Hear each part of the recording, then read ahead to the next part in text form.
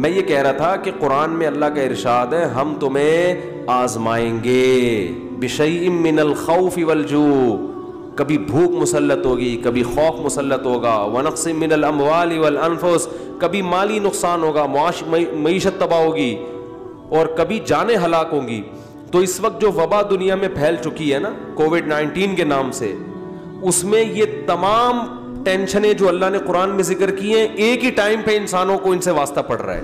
جانیں بھی ہلاک ہو رہی ہیں، معاشی ترقی بھی تباہ و برباد ہو رہی ہے، بے روزگاری لوگوں کی بڑھ رہی ہے. تو لوگ فون کر کے پوچھتے ہیں کیا کریں، بوکھلاہٹ کا شکار ہیں.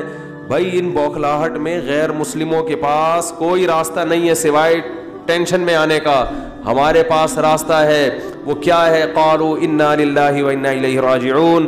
فرمایا اہل ایمان کہتے ہیں ہم اللہ کے غلام ہیں، ہم نے لوٹ کر اسی کی طرف جانا ہے. یہ دنیا مسافر خانہ ہے، رہنے کی جگہ نہیں ہے. کوئی کرونا کی لپیٹ میں جائے گا، کوئی ٹرک کے نیچے آ کے جائے گا، ٹھیک ہے نا،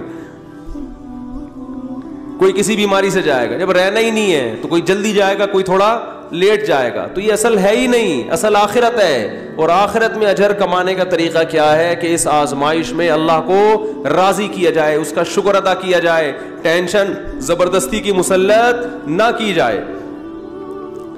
تو ہم اللہ کے غلام ہیں، اس کو حق ہے ہمارے ساتھ جو سلوک کرے وہ ہم برداشت کریں گے تو کل قیامت میں اس کا اجر دے گا.